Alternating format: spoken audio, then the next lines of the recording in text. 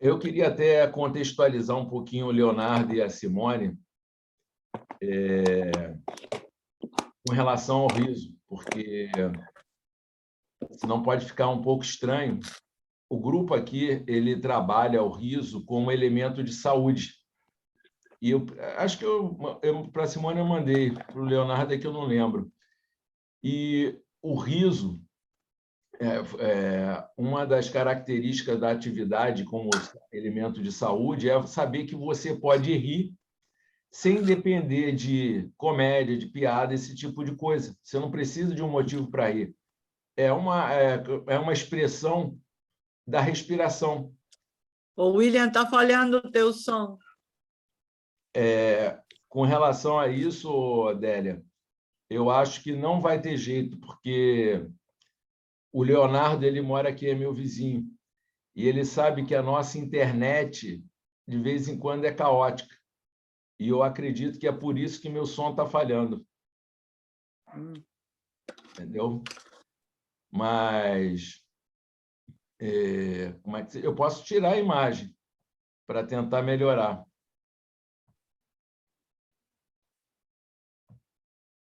Por enquanto. Mas deixa eu só contextualizar nossos convidados com relação ao riso. Então, a gente pega e simplesmente ri. Vai lá e...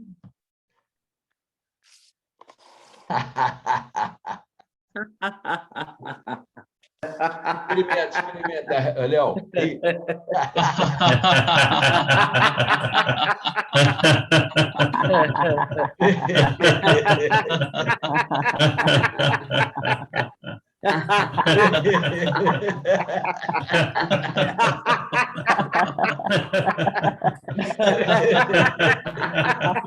Muito bem, muito bem. Vocês acabaram de experimentar agora um outro contexto do riso, que é o contágio, tá? E essa coisa do muito bem é porque a gente tem as crianças como mestres do riso. As crianças riem mais, elas são mais liberadas, então a gente procura estimular o espírito infantil. Mas eu não vou me aprofundar, porque senão eu vou acabar roubando a cena e meu intuito não é esse. Eu queria pedir desculpa para a Simone. Simone, eu só mandei o convite para o Felipe ontem à noite, porque eu me esqueci que você tinha me mandado o contato dele, então não sei se ele vai participar. Tá? Não sei também, mandei agora de manhã para ele e ele ainda não recebeu. Pois é uma pena, mas então... vamos em frente, quem sabe ele no meio aparece. Pode ser. Eu vou só, cara, eu costumo fazer isso, eu dou uma entrada para contextualizar e depois convido as pessoas a participarem.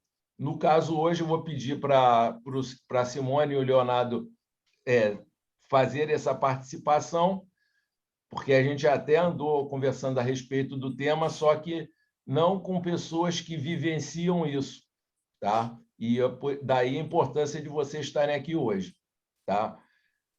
E aí, como é que é essa história de LGBTQI, justiça social e riso? Como é que isso se relaciona? O que tem a ver uma coisa com a outra? Eu acho que tem uma diversidade de relações, mas eu vou colocar 3. A gente pode analisar isso sobre 3 óticas. Tá? Primeiro, a ótica do equilíbrio. Tá? Depois, a ótica do prazer. E qual foi a última que eu percebi que também era uma coisa bem forte? Daqui a pouco aparece. Vamos começar falando sobre um pouquinho do equilíbrio. O riso, para quem não sabe, ele é uma forma de você equilibrar as tensões, tá? É uma descarga. Da mesma forma, a justiça social é uma busca, e o Leonardo é advogado, embora eu não tenha falado, a justiça, de um modo geral, principalmente a justiça social, é uma forma de você tentar um equilíbrio entre os deveres e e os quereres, vamos colocar dessa forma, que o estresse é uma desgraça, eu tenho que rir mais um pouco. Entre os deveres e os prazeres, os interesses de cada um. E o LGBTQI, ele é uma busca de equilíbrio da nossa sexualidade, tá? Porque são diversas manifestações e a gente busca um equilíbrio, porque a nossa sexualidade se dá através de interações. E para haver essas interações, é necessário que haja equilíbrio, porque um sistema em desequilíbrio, você começa a ter desencontros. Então, estou colocando já 3 relações, uma coisa em comum, que é o equilíbrio nas 3 coisas. Prazer. Não resta dúvida que o riso é uma manifestação de prazer, de alegria. A alegria de um modo geral, é uma sensação de prazer. Sem justiça social, não existe prazer. Você não tem como um sistema totalmente desequilibrado, onde as relações são desiguais, você sentir prazer. Se esse prazer existir, ele vai ser temporário. É o que acontece quando os milionários começam a deprimir. E o prazer no movimento LGBTQI é justamente essa busca de poder ter seu prazer sexual sem repressões. E fora que quem conhece o movimento deve perceber que existe um prazer em compactuar, no exercício dessa busca. Isso quem vai poder falar melhor vai ser a Simone. Inclusive, eu tenho uma dificuldade. É um universo tão novo que eu posso escorregar, e todos nós podemos escorregar, inclusive aquelas pessoas que participam do movimento, e fazer algum comentário, alguma ilação inapropriada. Porque a Annelise, que é boa dessa história de inconsciente, um movimento inconsciente, ele vem independente das nossas vontades, e muita coisa está ali guardadinha para surpreender a gente. Então, o que a gente está tentando fazer aqui hoje é justamente um exercício de se relacionar com o outro, de se relacionar com a diferença, entendeu? E buscar isso de uma forma divertida, de uma forma que possa trazer algum conteúdo para melhorar nossas relações. E aí, já falei pra caramba, já estou com a boca seca, vou pedir para Simone, aí a coisa já começa a ficar diferente, porque dentro da ética social que a gente tem, a gente primeiro cede lugar para as damas, sendo que aqui quem é a dama? E aí a gente começa bem-humoradamente, deixando que cada um fale e a coisa aconteça naturalmente.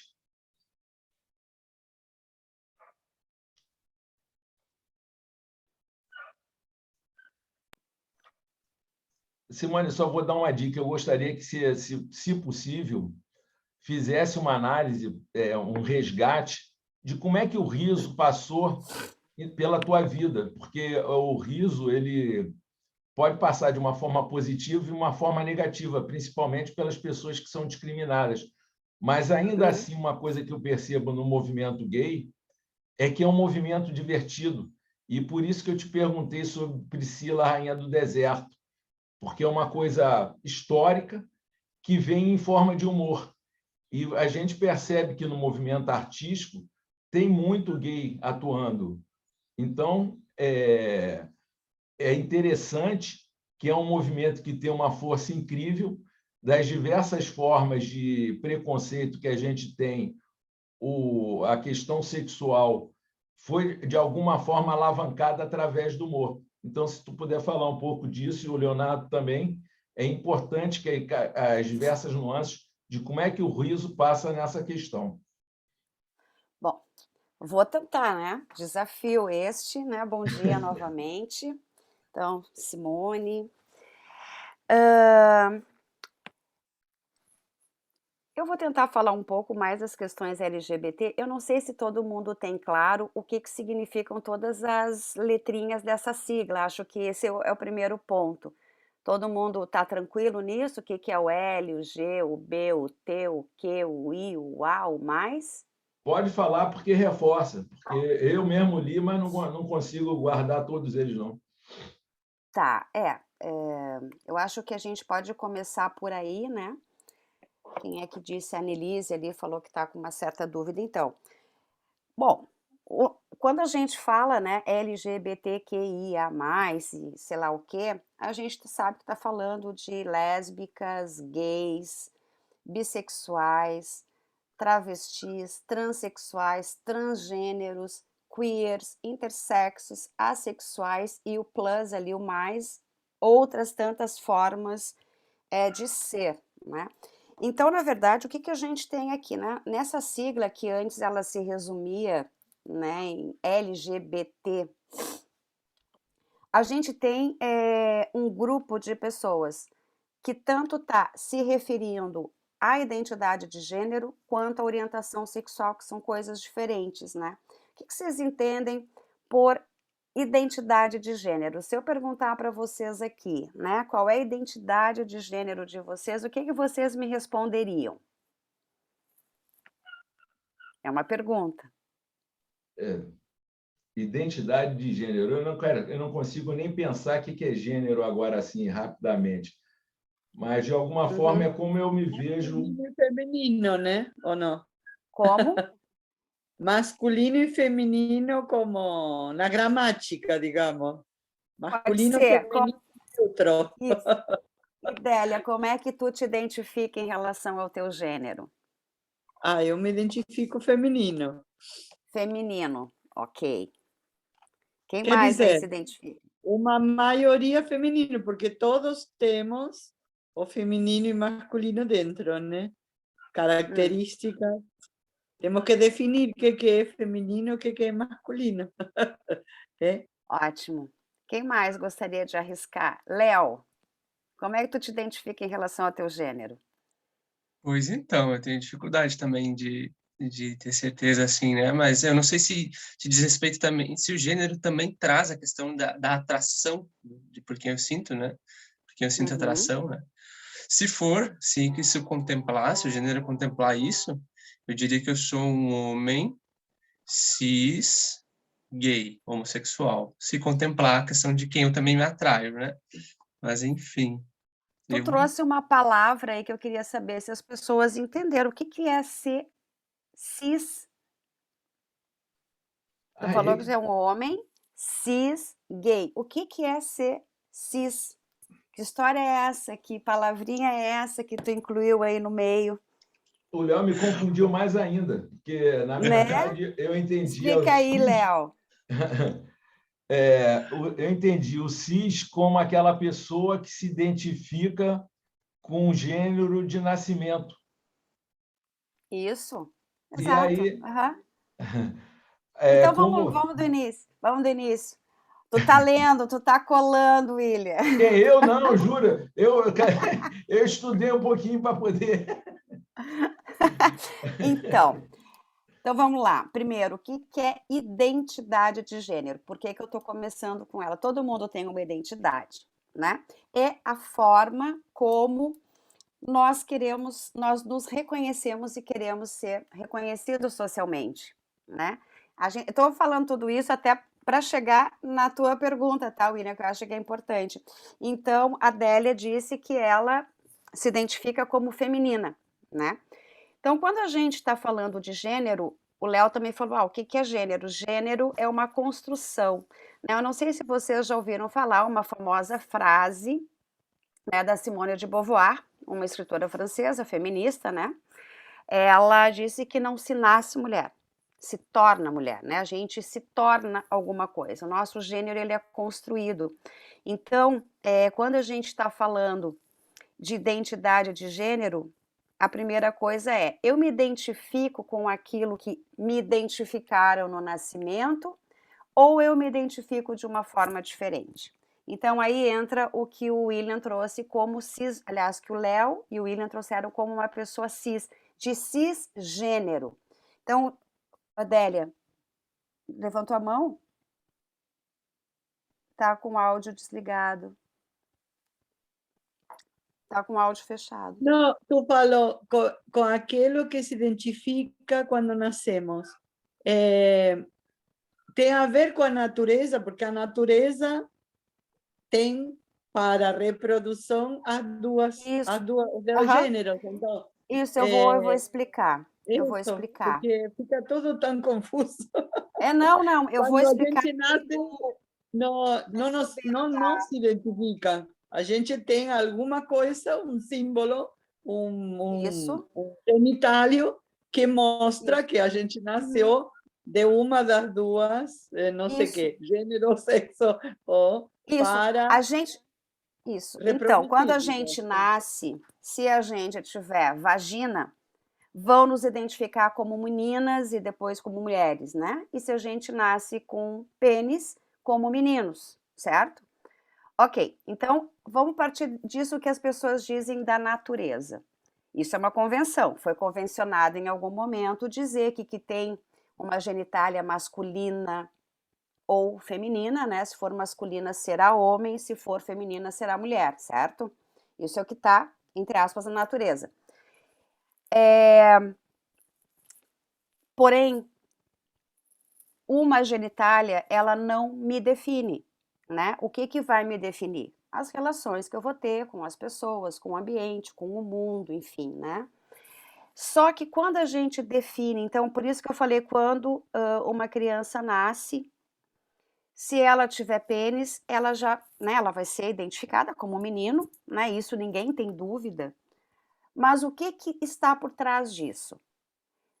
O fato de eu ser identificada no nascimento como menino ou menina traz uma série de expectativas sociais, que é o que a gente chama de construção social do gênero. O que a gente espera, que a gente ouve a vida inteira e que a gente rompe sem querer isso a vida inteira.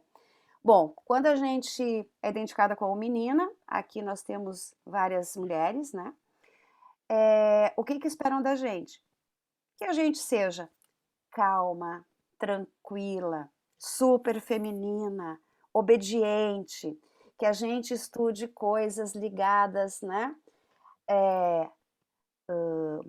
Tipo trabalhos manuais, enfim, uma série de expectativas sociais, né?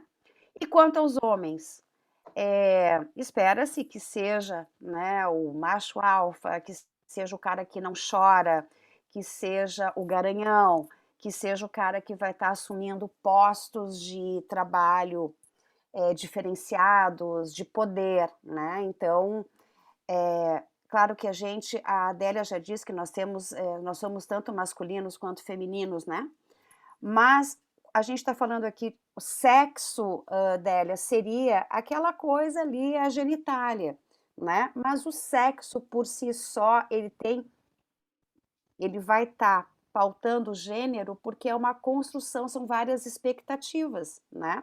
Se a gente for olhar um pouco mais para trás na história, o que se esperava? As mulheres, por exemplo, as mulheres cis, que somos nós, provavelmente, né? Eu me identifico com o gênero que me identificaram no nascimento. Tenho vagina, portanto, eu me identifico como mulher. Se a gente for olhar a história, não faz tanto tempo assim que as mulheres saíram do âmbito doméstico privado, né? Nós estávamos relegadas a trabalho doméstico, enfim.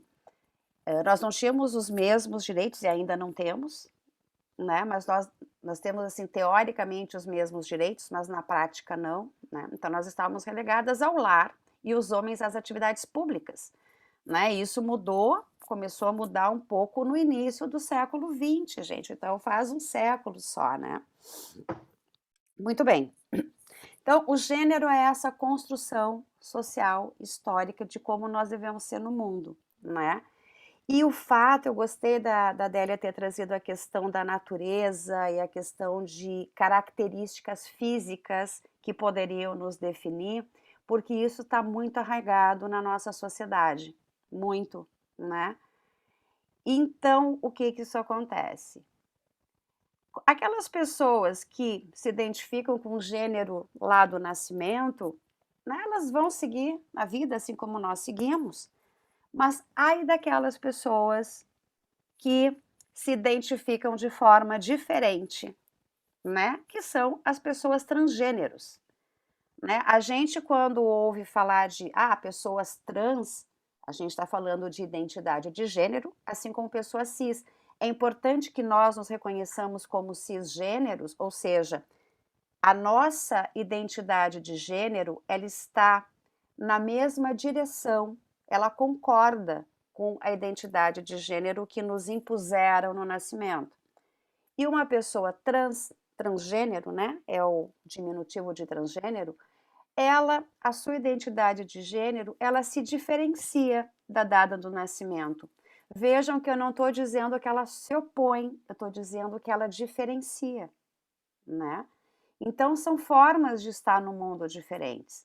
Mas, numa sociedade muito arraigada a várias tradições, essa pessoa que difere, que tem uma identidade diferente daquela esperada socialmente, com toda a carga social que tem, é a pessoa que vai passar a vida inteira sofrendo preconceito, discriminação, não vai receber as mesmas oportunidades de trabalho, de lazer, do próprio prazer, né? Então, isso é identidade de gênero, e o fato de uma pessoa se diferenciar daquilo que é esperado socialmente pode ser extremamente complicado, né?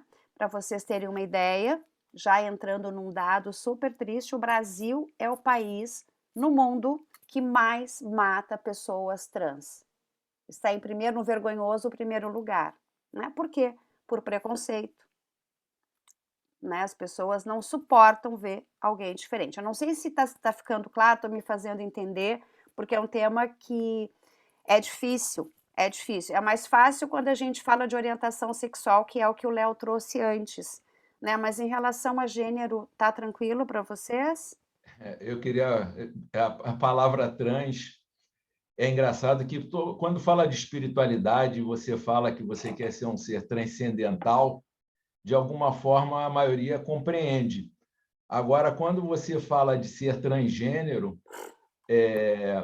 a pessoa tem uma certa dificuldade, tem um certo bloqueio.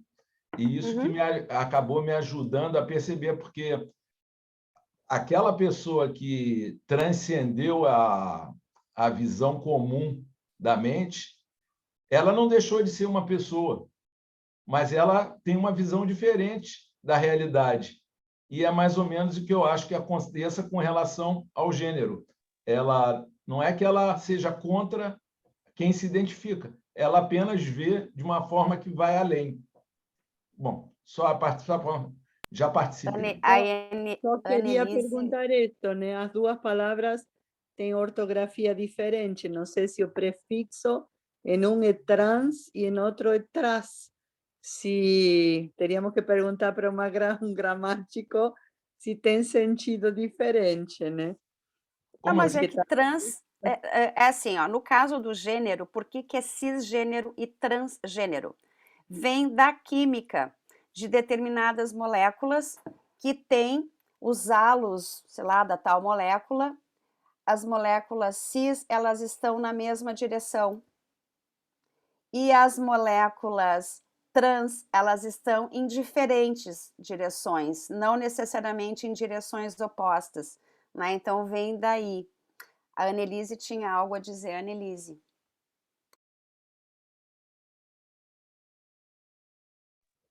Bom dia, sim, bom dia a todos, muito prazer, Simone. A situação contextual mais histórica, surgiu a palavra, a expressão trans, um psicólogo nos Estados Unidos que trouxe esse tema, e por ser as pessoas que nasciam com um genital diferente por dentro. Então, foi surgindo essas crianças, surgem,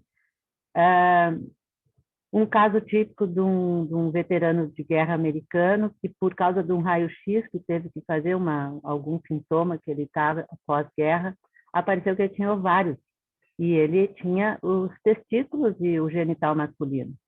E aquilo tudo revelou, então, o que era uma problemática de seres humanos que nascem transgênicos. E historicamente começou a surgir uma defesa e uma proposta desses profissionais em saúde nos Estados Unidos para neutralizar ou educar essas crianças que nasciam assim, deixá-las se identificarem com o gênero masculino ou feminino, porque elas tinham essa, entre aspas, deformidade, esse problema de nascença. E com isso surgiu toda, então, essa política, essa conversa sobre gênero, para poder libertar esses seres humanos a escolher a sua expressão de identidade na sexualidade, por ter essa ambivalência. E o mundo começou a se reformar, porque antes as escolhas de orientação sexual eram tão camufladas em segredo e tão pisoteadas como são até hoje. Então, eu entendo que aqui a situação que já está mais abertamente discutida e tem mais pesquisa, tem seres humanos que nascem sem escolha. Eles nascem com esse tipo de corpo formado, né? E a orientação sexual é uma escolha de cada um.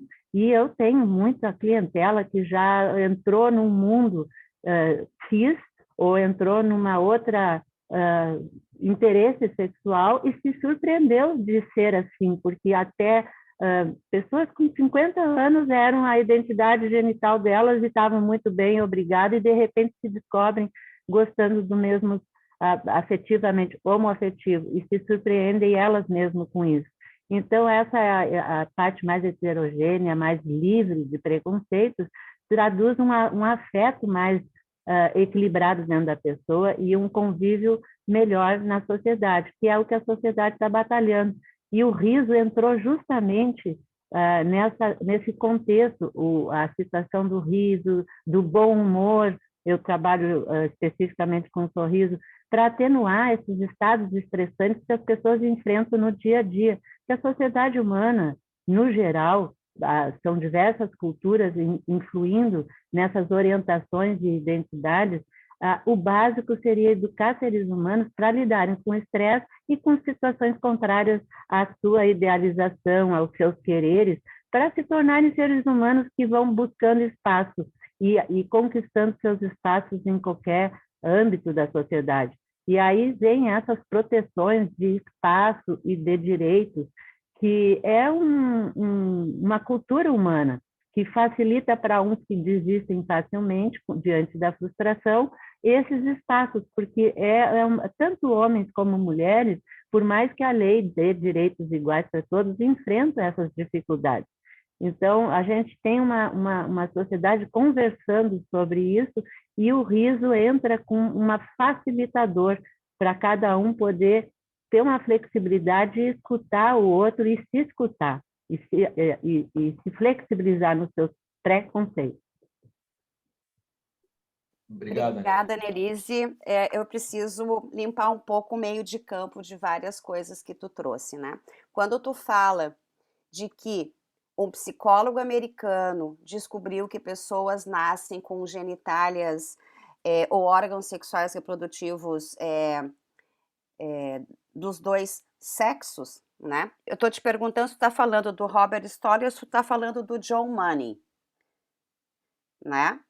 Essas pessoas que tu está trazendo com esta característica não são exatamente pessoas transexuais, né? Elas até podem ser trans, estão dentro desse escopo trans, mas a gente está falando de pessoas intersexuais, né? Que tem a ver com corporalidade, né? Porque as questões, o fato de ser uma pessoa transexual, isso é anterior a esses autores, que eu não sei qual dos dois que tu tá trazendo, se é o John Money, que é um cara que trouxe justamente as questões de gênero e tal, e ele trouxe a possibilidade de fazer uma adequação tal. Tem também o Harry Benjamin, enfim, tem uma série de autores que trabalharam sobre isso. Mas, em especial, essa questão que tu está trazendo era o antigo, bem entre aspas, a gente não fala assim, era o antigo hermafrodita. Quando a gente fala hermafrodita, acho que vocês entendem do que se trata uma pessoa intersexo, né? Essa pessoa intersexo, ela pode ter uma genitália externa considerada masculina, como esse caso que tu trouxe, né, do soldado, acho que foi soldado, né, que tem pênis e internamente tinha ovários. Ela pode ter, por exemplo, ao mesmo tempo vagina e um pênis, né? Enfim, são características ali que se misturam que a um primeiro olhar tu fica na dúvida, né? Porque realmente tem uma ambiguidade na questão genital e reprodutiva, né? Tanto na aparência quanto nos órgãos internos, né? Então, a transexualidade ela não veio exatamente só daí, ela é anterior, né? A questão tem vários autores, tem autores ingleses, enfim, mas se tem na história, se a gente for olhar para trás, com o conhecimento que a gente tem hoje, a gente poderia identificar algumas pessoas trans, mas a primeira coisa é que é autoidentificação, né? Não sou eu que digo que a pessoa é trans ou ela é cis, é autoidentificação. Isso é um caso muito específico, né? As pessoas intersexuais, ou antigamente se chamava hermafrodita, não é a maioria das pessoas trans, né? Inclusive, dentro dessa sigla LGBTQI, aí é que entra o que a Annelise está trazendo, o I, as pessoas intersexos ou intersexuais, né? Inclusive, elas são bastante invisibilizadas no movimento, porque quando uma criança nasce, por exemplo, com uma genitália ambígua, no próprio, né, logo após esse nascimento, os médicos decidem por ela, que foi o que o Mani fez, que é o que tu está trazendo, o John Mani fez isso, né, e depois ele quebrou a cara, porque quebrou a cara pelo seguinte, ele é muito importante nas questões de estudos de gênero, que é o que tu trouxe aí, o John Mani. Geralmente, quando uma criança nasce com uma genitália ambígua, os médicos, os cirurgiões, fazem uma vagina. E aí tem uma expressão, gente, que é uma expressão assim que eu acho chocante, que diz que é mais fácil derrubar um poste do que erguer um poste. Então, se tem uma ambiguidade, todas essas pessoas acabam se tornando meninas. Já te deixo falar, tá, Adélia? Só para a gente ainda Só não... uma coisa para o William, tem gente que me colocou no grupo que estava querendo entrar e não conseguia, não sei se ele tem que autorizar, só isso. Desculpe. Tem 2 ou 3 Obrigado. colegas, Já vou tá. autorizar elas. Não sei se ainda estão pedindo, só isso. Obrigada, desculpa. Não, tranquilo. Estava falando... então, né, geralmente essas pessoas com uma genitália ambígua acabam se tornando meninas, né? Isso pode ter depois algumas questões que não sei se a gente poderia falar agora. Annelise, tu trouxe essa questão do gênero e tu já trouxe também a questão da orientação sexual, que é outra coisa. Uma coisa não tem nada a ver com a outra, assim, olhando cruamente, né? O Léo disse que ele era um homem cis, então um homem cis, ou seja, ele se identifica enquanto, né, sua identidade de gênero é a identidade de acordo com, né, concorda, está na mesma direção da data do nascimento, e ele é gay. O que significa? Ele é gay, que é o G da sigla, né? Quando a gente fala de lésbicas, gays e bissexuais, daquela sigla LGBTQIA+, a gente está falando de orientação sexual. A quem eu direciono o meu desejo? Com quem eu quero me relacionar? Romanticamente, afetivamente, sexualmente, acho que o Léo falou, né? Quem que eu me sinto atraído por quem, né? Isso é orientação sexual. Então, eu posso ser homossexual, né? Se eu me sinto atraída, eu gosto de me relacionar com mulheres, independente de ser mulher cis ou mulher trans. Eu posso ser, gay, enquanto um homem gay cis, eu posso querer me relacionar com outro homem, que pode ser cis e que pode ser trans. E eu posso ser bissexual, né? Eu posso gostar dessas duas opções, digamos assim. E tem ainda, para confundir um pouco, tem ainda aquela pessoa que se diz pansexual. Bom, agora embolou o meio de campo. O que é uma pessoa pansexual? É uma pessoa que, independentemente do gênero da outra, ela gosta de pessoas. Ela não está interessada em saber se a pessoa é homem, se é homem cis, se é homem trans, se é mulher cis, se é mulher trans. É uma pessoa que gosta de pessoas. Não Simone, sei se... Oi. eu achava que pansexual era aquele que não tinha nem a questão da humanidade na história, ou seja, se ele quisesse transar com árvore, com poste, com o que fosse, Pode ser tem... também.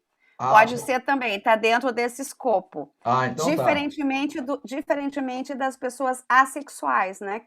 As pessoas assexuais, que é o LGBTQIA, né? As pessoas assexuais são pessoas que não querem ter um relacionamento afetivo, amoroso. Elas não querem ter um relacionamento com outra pessoa, né? Entendi. Tá? Eu não sei se está ficando claro, gente, porque Eu, chega uma hora que embola, tá? Eu vou só resumir porque embola. eu Uma posso, coisa... eu posso tentar dar pelo menos foi o que eu percebi. A questão de cis e trans é como eu me identifico no mundo, com relação à minha questão de gênero, como já foi falado.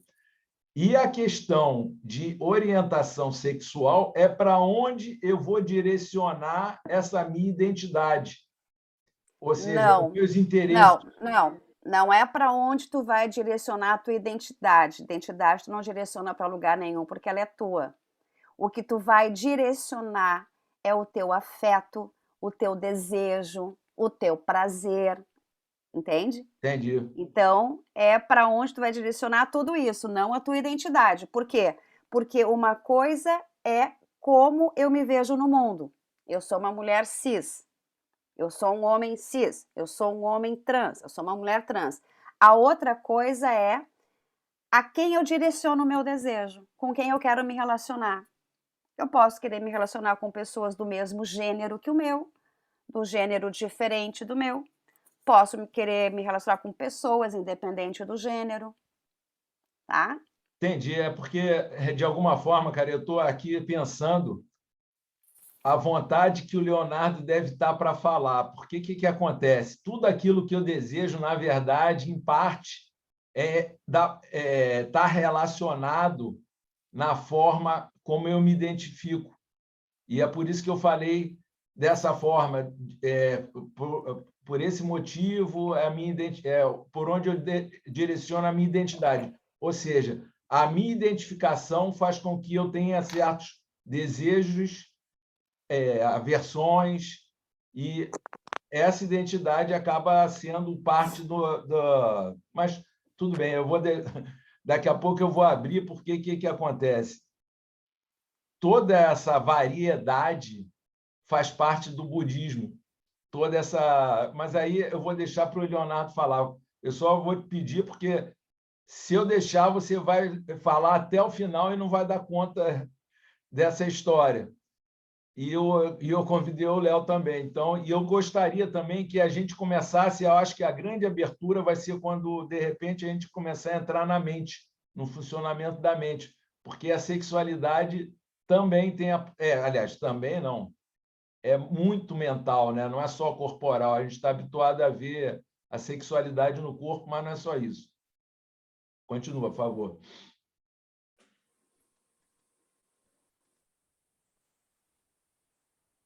Simone, você quer concluir?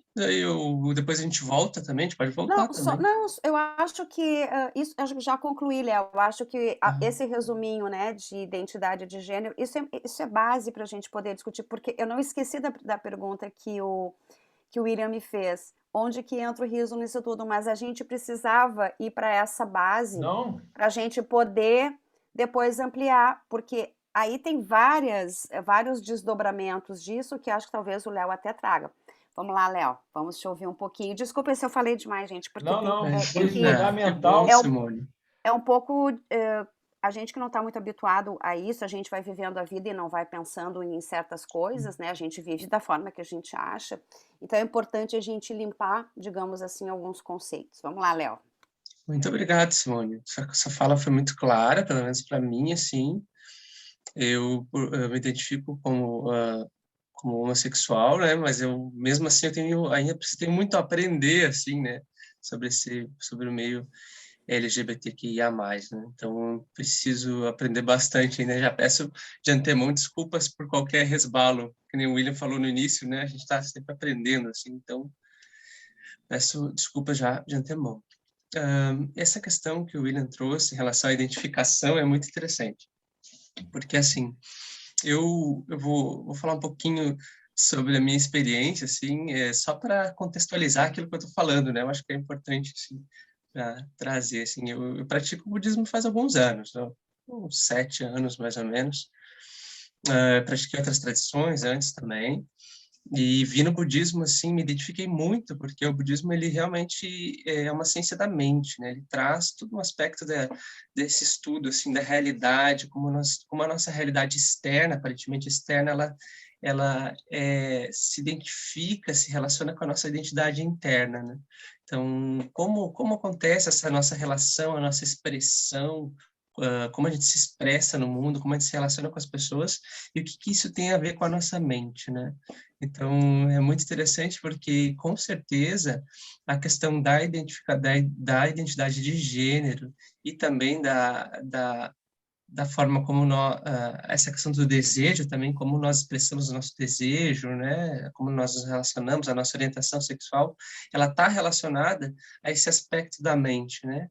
Tanto que é muito comum, por exemplo, a gente ver pessoas variarem durante a sua vida, né? Tem um momento que tem mais uma relação mais heterossexual, depois ela passa por uma relação mais homossexual, ela vai tendo essa variação, né? Por mais que nós tenhamos marcas muito profundas, assim, né? É muito difícil a gente conseguir mexer na nossa sexualidade, assim, no sentido de alterar, né? Mas nós temos, assim, essa relação, ela pode variar, ela não é fixa, ela não é rígida, né? E isso o budismo traz muito claro, assim, que a nossa mente, ela é muito maleável, ela pode mudar, ela pode ser transformada, inclusive, né? E quando eu falo transformada, eu não estou querendo dizer assim, existe algo que é certo ou algo que é errado em relação à sexualidade. Não é isso. Simplesmente ela pode variar a partir da forma como nós vamos caminhando, né? Então, pode ir de uma para outra, pode se manter a mesma, mas mudar a forma como eu me relaciono com essa identidade ou com essa orientação sexual, né? Então é muito interessante, assim, porque conectando com a questão da yoga do riso, assim, que é algo que eu estou também aprendendo ainda, né? O William, acho que foi a primeira pessoa que eu tive contato, assim, com a yoga do riso, né?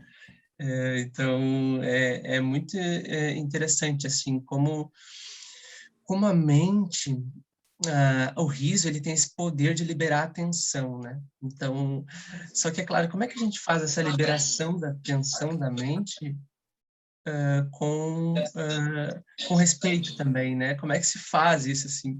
Eu olhei aquele documentário que o William comentou, deixa eu pegar aqui o nome dela, Hannah Gadsby, na net, né? E me trouxe algumas reflexões, assim, né? Porque o meu mestre, que também é mestre do William, o Lama Padmasambhava, ele tem uma habilidade incrível de perceber quando as pessoas estão num ponto de tensão e liberar através do riso, assim, né? Como é que a gente faz essa liberação, assim, né? Então, é muito incrível, assim, como a gente consegue fazer essa liberação, porque a nossa mente, ela é aberta, né? Ela é livre para a gente encapsular ela e soltar também, né? Encapsular e soltar.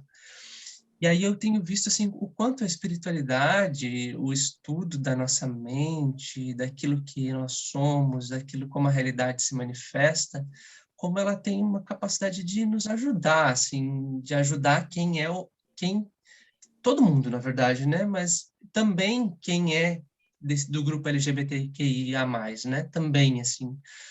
Porque é muito comum a gente, enfim, essas pessoas, né, que fazem desse grupo, terem uma dificuldade com religião, né? Isso é muito comum, assim, né? Eu vejo, assim, alguns obstáculos com a religião. Porque nós temos um histórico de muitas religiões que se manifestaram contrário, né, ao movimento ou preconceituosas e tudo mais, né? Então, eu sempre, quando eu vou falar desse tema, eu vejo que a pessoa ela tem uma dificuldade de entrar, né, de conversar sobre isso, de, enfim, perceber também o lado positivo que é trazido pelas tradições, eu tento trazer através da espiritualidade, porque a espiritualidade ela independe de uma religião, né? E a espiritualidade, por exemplo, como dentro do budismo, se a gente pegar o aspecto da espiritualidade do budismo, a gente pode só estudar a mente. A gente não precisa entrar nos votos monásticos, no princípio ético, a gente pode entrar pelo estudo da mente, né? Porque todos nós temos uma mente, né? Todos nós somos seres humanos, temos uma mente. E a partir disso, como eu utilizo essa mente, que tem características específicas, para liberar o sofrimento, para aprender a lidar com o sofrimento, né? Então, aí é o ponto-chave, né? Aí depois a gente não... Se a pessoa começar a entrar e perceber que a mente, que a nossa vida, ela pode ser menos sofrida quando a gente entende ela, né? Quando a gente entende a nossa mente, quando a gente entende como a gente se identifica, quando nós percebemos isso, a gente pode começar a perceber que a tradição, ela vem trazendo esses métodos. Ela tem suas falhas, né? As religiões têm suas falhas, elas não contemplam tudo, mas elas também trazem algo especial, algo que pode ser aplicado isoladamente, né? Então, isso foi o que eu fui descobrindo, assim, aos poucos, né? Porque eu tive isso, assim, né? Quando a minha trajetória, assim, né? Eu me descobri homossexual aos 19, porque por que eu falo me descobrir, né? Eu já sabia, assim, né?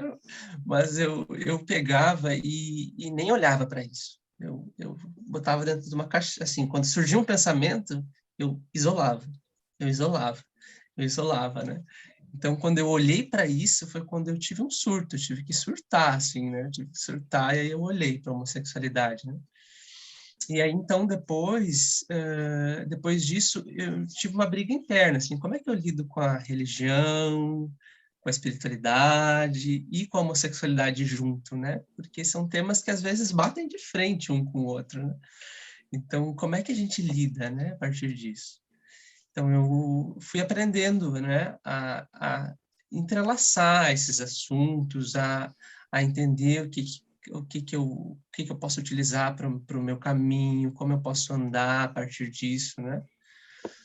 Então, a partir disso, eu fui criando isso. Eu acho que eu tenho muito ainda com certeza eu tenho muito para aprender ainda dessa relação da espiritualidade e da religião com a questão da identidade de gênero e da orientação sexual. E aí eu trago, assim, eu deixo um pouco aberto, eu vi que a Annelise levantou a mão, aí eu deixo um pouco aberto para, enfim, a gente conversar talvez um pouco sobre isso e também perceber, né, como a gente pode liberar as tensões a partir da espiritualidade que está com certeza conectada com a questão do riso, né?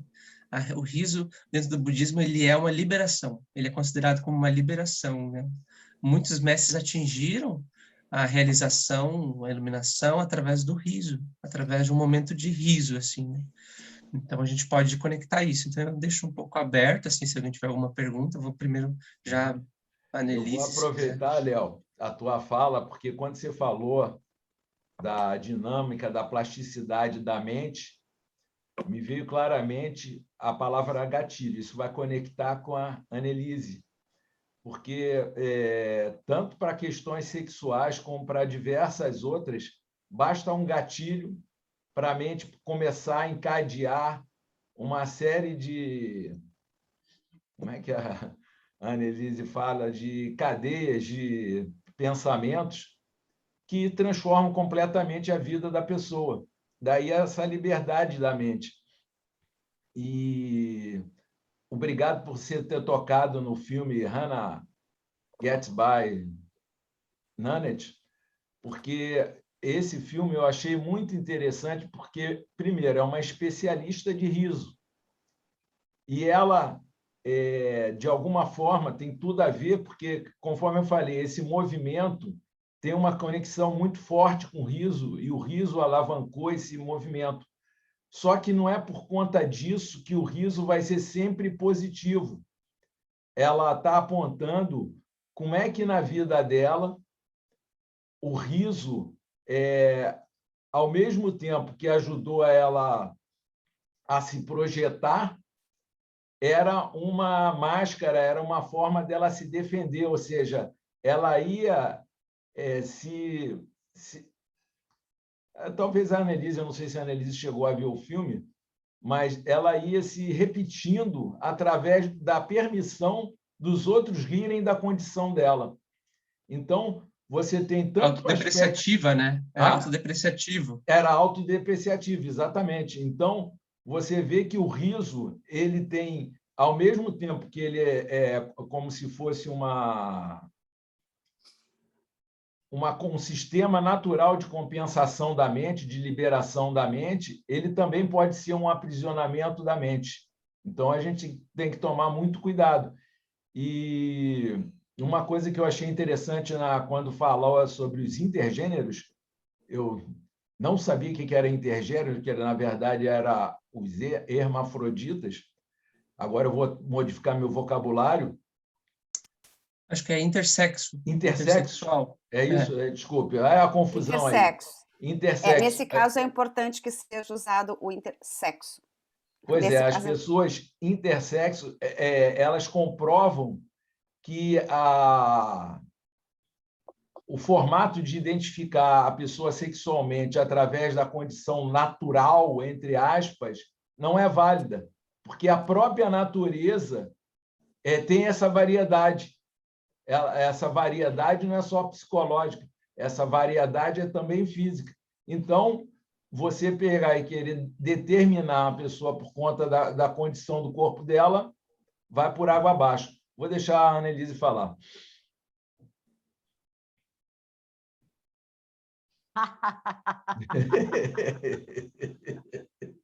Lembrou, né?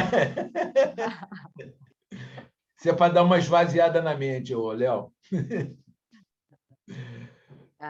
Volto a só frisar que nós temos uma questão de escolha aqui. A morfologia ela vai neuroplasticamente transformando o cérebro da pessoa e o corpo. Então, existe, na teoria quântica, né, o observador muda a reação das moléculas, né? Quando a gente vai ampliando os conceitos e flexibilizando os paradigmas, nós transformamos o nosso saber, nós crescemos, e é para isso que o William trouxe como que o riso e a gargalhada e o sorriso pode beneficiar o ser humano, as práticas. Então, nós somos facilitadores de um recurso, de uma ferramenta para liberar a atenção, bem como o Leonardo falou. E o riso e essas formas, essas ferramentas fazem a integração cerebral dos dois aspectos, que está entrando em choque mentalmente. A nossa mente, ela mente com as nossas verdades.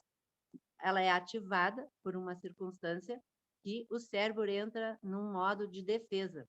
E aí ele precisa formar uma reação ou uma ação assertiva diante daquela situação, daquele evento que está acontecendo. E a mente, ela constrói, ela dá um significado, ela dá um sentido, aí vira um sentimento. E para dar um sentido, ela atualiza uma historinha bem mentirosa, mas é com as verdades que a pessoa tem construída nas suas experiências de vida, com as suas memórias. Então, nesse exercício vocabulário de conceitos que a gente está fazendo aqui, vai nos ampliando para escutar de formas diferenciadas o outro ser humano e receber essas diferenças de modo mais assertivo, menos guerra e mais paz. E por isso eu não tenho essa facilidade que a Simone está trazendo de autores e de nomes, porque eu pesquiso muito e deixo essas questões de fontes para quando eu fizesse uma palestra, para identificar que eu estou muito livre. Então, eu me exponho nessa risco e vulnerabilidade social, onde vai ficar gravado para sempre na internet, que eu falo meio truncado. Mas ela trouxe isso, a Simone trouxe a medicina e a psicologia. Então, a medicina procurava auxiliar os seres humanos naquele contexto histórico, o que fazer, né? Como organizar aquele ser humano e aquela família que estava toda atravessada, e claro que houve uns Hitler aí, uns nazismos nessa história. E o psicólogo trouxe para discutir esses conceitos e ampliar. E nós, como profissionais da saúde, precisamos ter uma amplitude para ver as expressões humanas acontecendo e ajudar aquele ser humano que está em conflito para sair disso. Então, eu me percebo muitas vezes preconceituosa diante de um fato que está acontecendo e que entra num choque interno. Daí eu, olha, que legal, mais uma coisa para ampliar e lidar com isso. Então, a neurociência entrou para estudar muita coisa e ampliou. Então, epigenética é a expressão dos genes, e de acordo com o ambiente em que está aquele gene, vai facilitar uma melhor saúde ou uma doença. E aí vem, então, junto com a mente e com a psicologia. A arquitetura psíquica, ela tem grandes explosões de sinapses no início da formação do ser humano. E aí é uma morfologia que vai acontecendo. Depois existe uma poda sináptica, onde então se transforma os traços de caráter e as identidades, e aquele ser humano começa a ter uma resposta comportamental dentro daquela rota neurobiológica, porque um estímulo vem, acontece no cérebro um processamento da informação, ele faz uma tradução neuroquímica, usa os neurônios para enviar a química, para dar aquela expressão. E aí tem, atualmente, a Regina Nogueira, ela é uma especialista em cérebro e emoções, e ela trabalha dentro do contexto jurídico, nos fóruns. E esse mês de agosto, o Agosto Lilás, conseguiram colocar um artigo na lei de violência doméstica que qualifica melhores agora a expressão de dano, porque o dano emocional não tem como, no exame de delito, identificar, a não ser com essas imagens de cérebro e com especialistas nessa área. Mas a intenção é que esse exame de delito seja considerado dano emocional. Ela explica muito bem que a emoção ela é uma cicatriz no tecido corporal, e existe um dano físico que é muito difícil de assim, num corpo de delito, identificar sem essas imagens, sem esses profissionais capacitados. Mas ela facilitou com isso, com que toda a magistratura, todo o campo de agentes públicos vão fazer um depoimento e vão registrar um depoimento, não trazerem esses preconceitos na hora, porque existe muita repetição de vivências de violência, como está sendo trazido aqui, do indivíduo voltar para a sua violência doméstica. Então, é muito danoso a maneira que colhem os depoimentos das vítimas de violência. E com essa linha no artigo da lei, eu acho que é 127, ampliou esse trato social agora, e até isso se espraiar em todas as áreas, que chega lá no balcão da delegacia, um atendimento especializado, mais acolhedor, que se chama depoimento sem dano, vai facilitar a resolução da vítima que perpetua o fazer, o comportamento, porque tem uma herança familiar, tem um ambiente que promove isso. Então, é multifatorial, é complexo. A nossa mente, ela apenas é uma resposta do que o cérebro faz. Ele traduz a informação neuroquimicamente, e a mente mente com todas as nossas verdades. E nós estamos ampliando conceitos aqui, facilitando Que forma mais simples que a gente pode fazer a vida acontecer, se não for com o riso, que dá um alívio e uma integração cerebral para aqueles conceitos todos. Passa a bola para vocês. Maravilha, muito obrigado. Eu também, Annelise. Obrigado. Que minha, minha esposa estava fazendo aqui um omelete, cara, e estava uma barulheira dos infernos. Eu achei muito engraçado na exposição da Annelise, porque eu fiquei pensando, às vezes tem certas sutilezas. Por exemplo, quando ela fala que a mente mente, talvez isso no ouvido do Leonardo tenha uma sonoridade horrorosa, porque o budismo é todo baseado no fenômeno da mente. E realmente são conceitos que é difícil você estabelecer exatamente o que significa a mente. A mente é o cérebro, é o corpo, são as sinapses neurais. Então, mas eu queria saber um pouquinho mais da Simone, como é que foi o histórico do riso na vida dela nessa transformação, porque, além de tudo, ela entende também um pouco de justiça social, porque ela trabalhou bastante tempo como, como é que se diz? Assistência social, não foi isso, Simone? Não, não foi exatamente assistência social. Eu nem me apresentei no início, que eu não achei que fosse tão importante, mas na verdade, assim. Bom, eu sou fisioterapeuta, eu trabalhei 24 anos na Secretaria Municipal de Saúde, trabalhando 16 anos com pessoas que vivem com HIV, e depois os últimos anos trabalhando com projetos de prevenção na Secretaria, na sede, e nos últimos 4 anos, até o ano passado, na área de saúde LGBT, saúde integral LGBTQIA+, da Secretaria Municipal de Saúde. Estou aposentada desde o ano passado, e hoje eu trabalho na AIDS Healthcare Foundation, que é uma ONG global, que tem um projeto aqui no Brasil e especificamente estamos no Rio Grande do Sul desde o ano passado. Mas essa questão do riso, eu estou tentando pensar assim, eu lembro que por muito tempo, eu sou uma mulher cis lésbica, né? E aí eu fiquei pensando no que o Léo trouxe a respeito de que ele precisou surtar aos 19 anos para se dar conta que ele era gay e poder exercer a sua orientação sexual de uma forma talvez mais tranquila e prazerosa, né, Léo? Eu lembro que eu também tinha muito essa coisa, a gente, no meu caso, também, Léo, me identifiquei enquanto lésbica, né, na adolescência, de achar sempre as amiguinhas e as colegas mais interessantes que os amiguinhos e os colegas, né? Mas por conta de uma sociedade repressiva, né, a gente acaba não querendo olhar para isso, né? Eu acho muito interessante, gostei muito da forma que tu colocou desse caminho que tu encontrou no budismo, né, que acolhe todas as diferenças, diferentemente de outras religiões. E nós temos no Brasil, basicamente, o Brasil é um país que tem muitas religiões, mas basicamente a católica, e agora mais fortemente a igreja, né, as igrejas neopentecostais. Eu lembro que em relação ao riso propriamente dito, eu sempre tive um riso, digamos, tímido. Até acho que os meus 23, 24 anos era um riso tímido em todas as circunstâncias. Talvez eu não me sentisse à vontade para rir, porque eu não sentia prazer naquilo que eu estava vivendo, porque era muita repressão, né? Não podia falar dos amores, das paixões, né, com todas as pessoas. Eu tenho 57 anos, eu estou falando disso nos anos 80, né? Então a gente saía para as boates e tal, mas era como se tivéssemos vida dupla, né?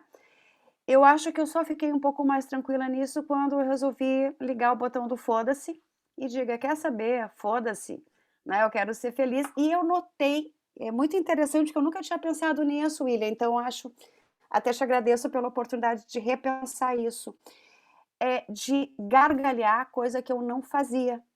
Eu sorria, eu ria, mas gargalhar eu acho que comecei a gargalhar depois dos meus 23, 24 anos, quando por alguma razão que eu não consigo identificar, eu achei que eu podia ser feliz e mandar tudo pra puta que pariu, sabe? Simone, Sendo Deixa eu fazer só uma pontuação, que talvez sirva também para o Léo. Vocês não sabem, talvez, mas o riso foi tão perseguido quanto a sexualidade.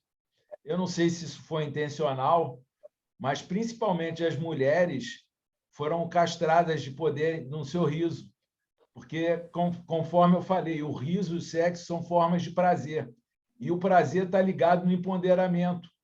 Então, você cortando o riso,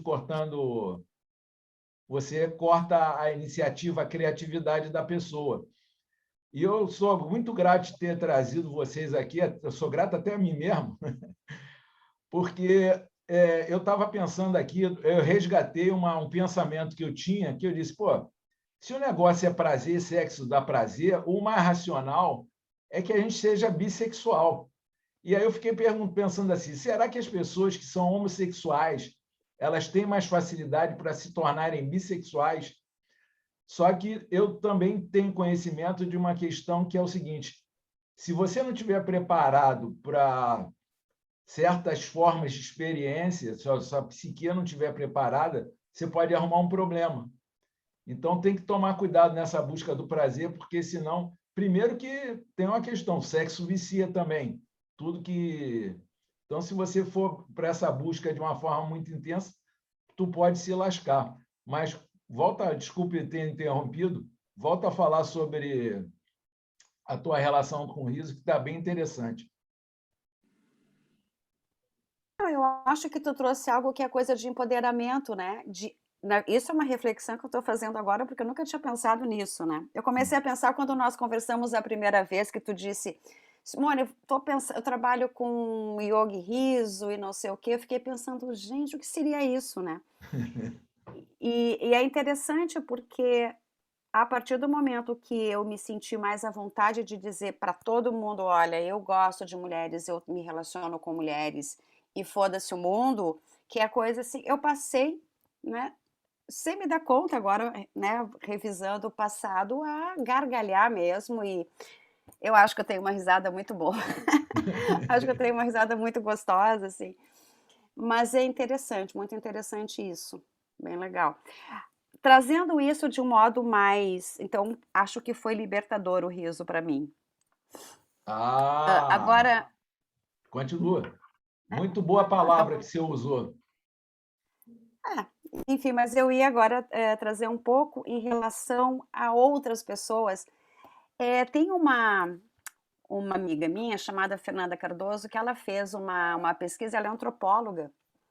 Ela fez uma pesquisa com travestis. Eu sou doutora em ciências humanas na área de estudos de gênero, então tenho muitos amigos que pesquisam, né, essa temática e tal. E a Fernanda Cardoso fez uma pesquisa dela, ela foi passar, como uma boa antropóloga, ela foi fazer uma etnografia numa casa que moravam várias travestis, mulheres trans e travestis, né? E o que ela notou ali? A jocosidade das travestis e das mulheres trans. Jocosidade, eu não sei. Jocosidade, essa coisa jocosa, né? Brincalhona, sim. Debochada. Umas debochavam das outras pelo seguinte: as travestis, dentro do imaginário que circula, são aquelas que são as mais debochadas, né? As mais apresentadas, né? Na linguagem das travestis. E levam a vida, digamos assim, são aquelas que vão fazer trabalho sexual. Essa pesquisa foi lá em 2009, 2010. E as mulheres trans são aquelas que querem, naquele momento, né, são aquelas que se identificam muito com aquela coisa assim do feminino modelo, né, aquela mulher recatada, aquela mulher bela, recatada e do lar. Né?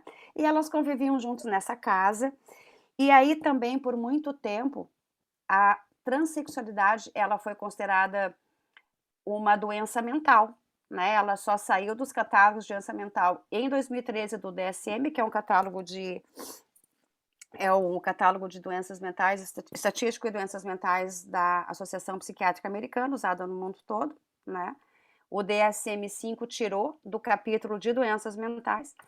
E a Classificação Internacional de Doenças, agora, né, na CID-11, que foi discutida por anos, ela vai ser implementada a partir de janeiro de 2022 em todo o mundo, né? Mas, enfim, estou trazendo isso porque a transexualidade era considerada o transtorno de identidade de gênero nesse momento lá das duas.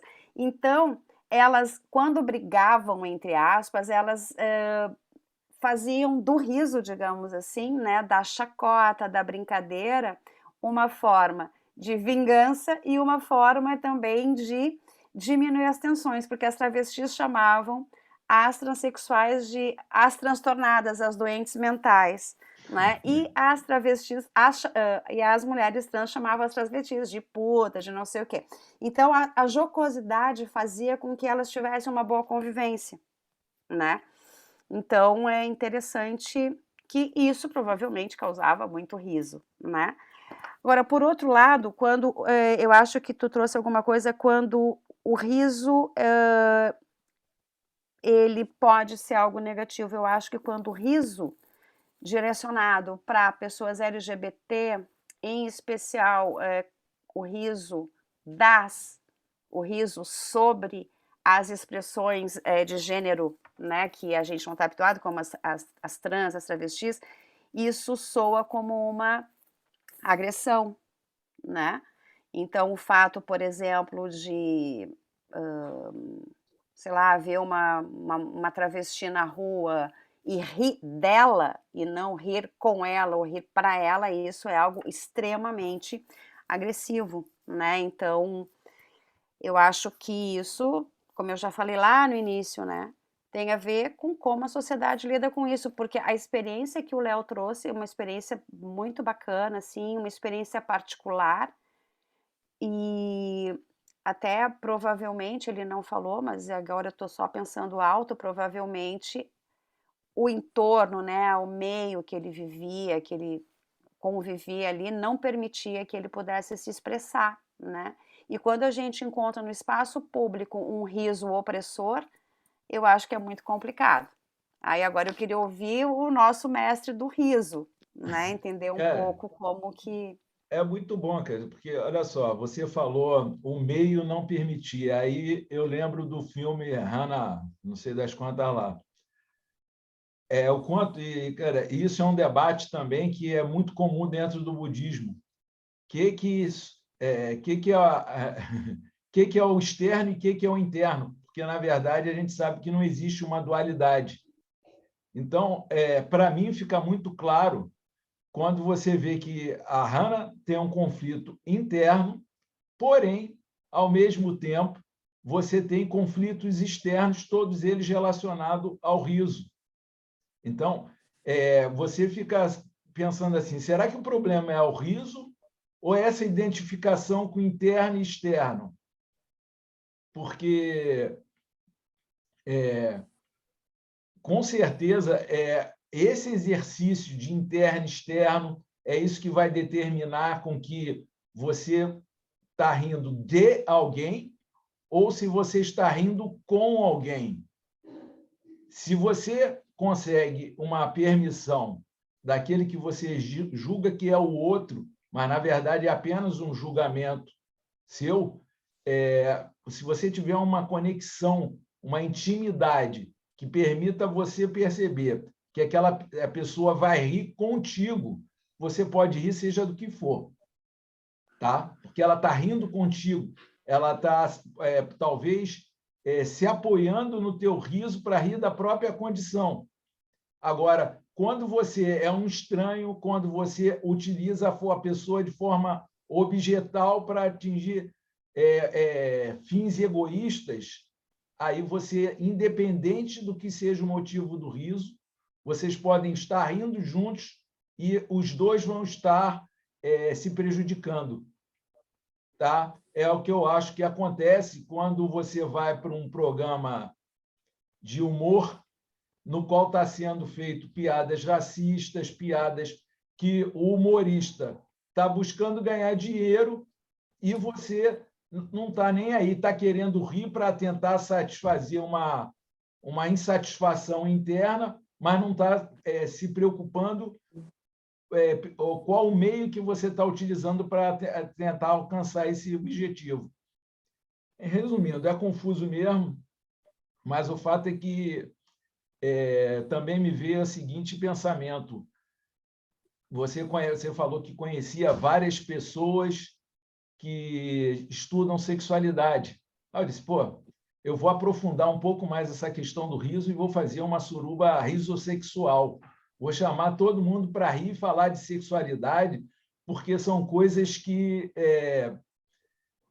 Você vê o seguinte, eu já estou ficando até meio gaga, eu consegui também resgatar um pensamento transgeracional. Eu achava o seguinte, que quando eu morresse, na próxima encarnação, eu viria mulher, porque eu tenho uma admiração tal, eu tenho uma busca de tentar perceber a minha feminilidade de forma equilibrada, que eu disse, pô, eu persigo tanto isso, que eu estou criando marcas kármicas para futuramente vir mulher. Só que, mediante esse debate, expandiu minhas opções de uma forma... Eu posso vir hermafrodita, eu posso vir cis, eu posso vir trans, eu posso vir uma infinidade de questões de gênero e sexualidade que eu nem imagino. Então, eu não preciso mais achar que eu vou vir mulher. Eu não tenho mais essa preocupação. A mente é livre. Vamos deixar espaço para a Adélia falar, que ela levantou a mãozinha. Oi. Não, já que estamos assim entrando para os últimos tempos, né? Eu queria colocar umas coisinhas que vieram, assim, umas fichinhas que desceram hoje quando começamos, até tomei nota, porque eu estou na faixa etária do William e de vez em quando, assim, o disco rígido fica muito cheio, vai perdendo informação. Tem que falar isso, William, não da memória. Então, quando começamos a falar, se falou alguma coisa dos artistas e dos atores e coisas. Eu tenho uma filha que é LGBT e é estudante de teatro. E eu percebi, porque participei muito nas atividades, que realmente, né, o artista tem eu acho que tem a ver com a sensibilidade, com praticar a liberdade, com se sentir que é uma coisa, sim, realmente libertadora, né? Então, tem toda uma junção. E eu queria comentar com vocês uma coisa que lembrei. Eu participo em algumas atividades que têm a ver com riso da língua hispanofalante, porque eu nasci num país, já devem ter percebido, né? Que não nasci aqui. Mas não perdi o sotaque depois de 27 anos, quase, mas me sinto muito brasileira também.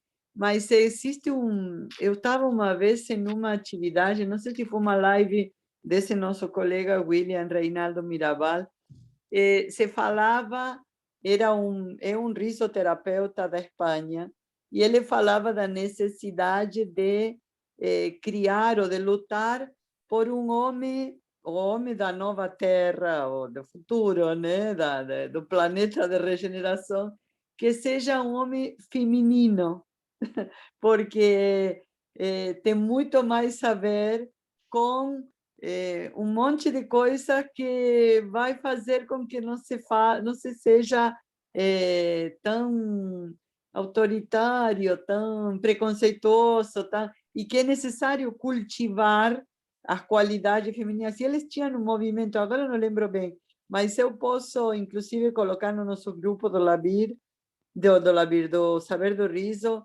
a informação, o Instagram, porque eu segui ele, achei bem interessante, e ele falava do riso como uma ferramenta para essa liberação e para esse expressar esse sentimento que não sei se é uma coisa feminina, né? Mas essa libertação, essa sensibilidade, o riso nos leva a ser mais sensíveis, a captar outras coisas, né? Então, era para colocar um pouco isso, que não sei se tem a ver com o nosso assunto, mas sinto que tem algum link por aí. Tem link mesmo, sabia, Adélia? Porque na tua fala eu percebi o quantas vezes a gente é engessado. Eu dei aula de yoga durante anos, dizendo o seguinte, que um lado do cérebro tinha um aspecto feminino, o outro lado masculino, que respiração tal era masculina, respiração tal é feminina. E o que eu acho muito interessante é perceber que o movimento LGBTQI+, é risonho. Sabe por quê? É revolucionário. Agora eu vou entrar numa linguagem que ele é entrópico.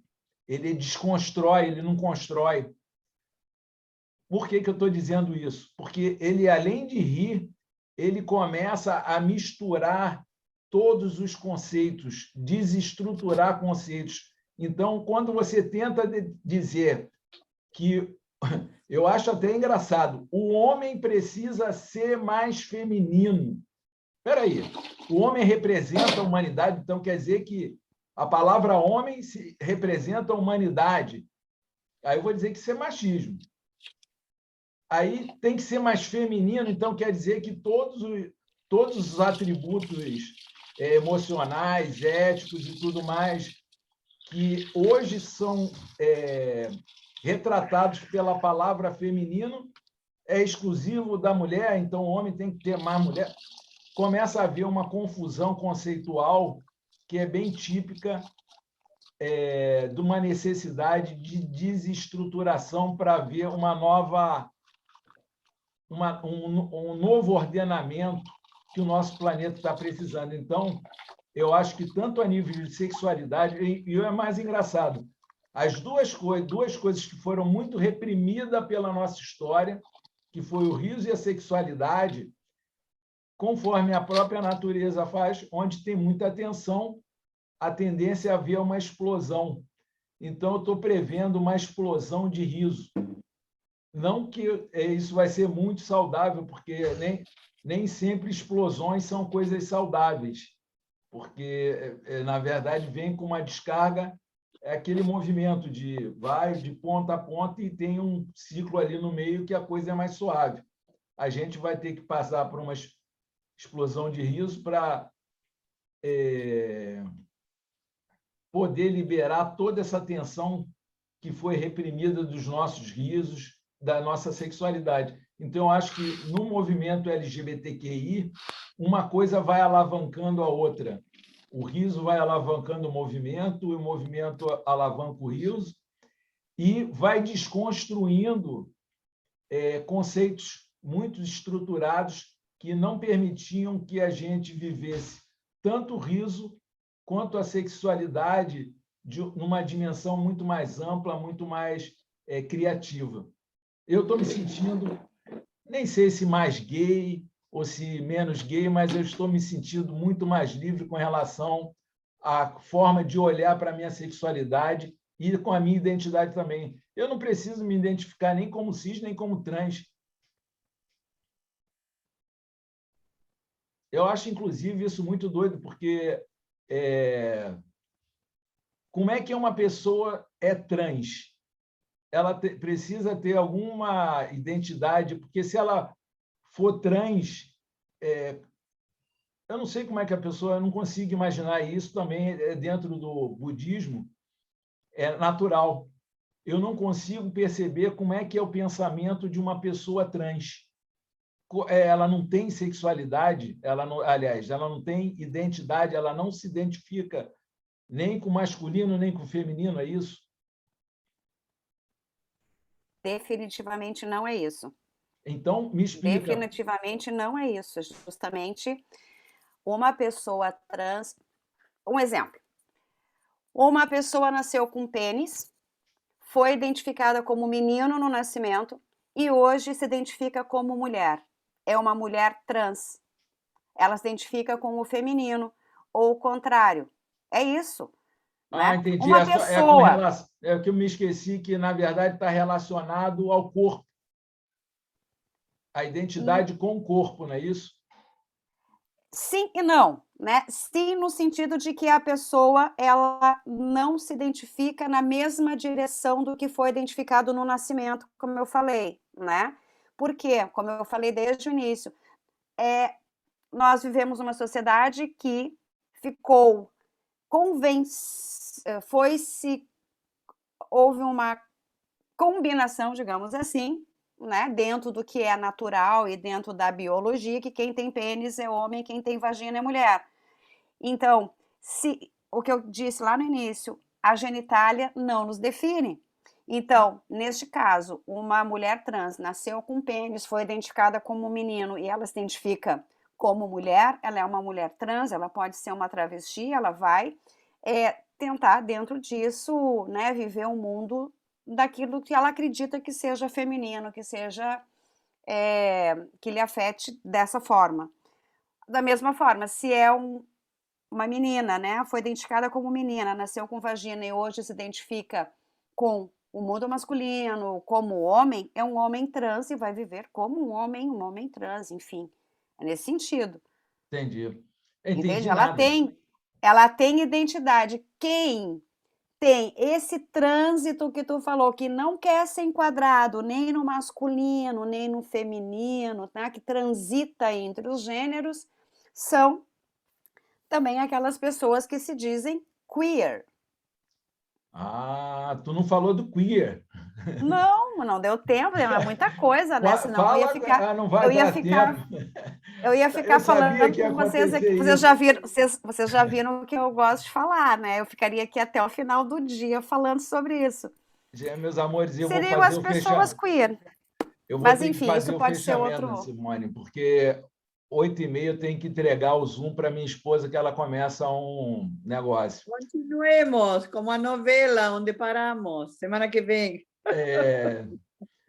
Eu queria agradecer muito a vocês e cheguei à conclusão de que quanto mais confuso, quanto menos eu conseguir me definir, mais próximo eu estou da transcendência. Ou da loucura, que também é uma espécie de transcendência. E como todo louco faz, vamos rir e finalizar o nosso...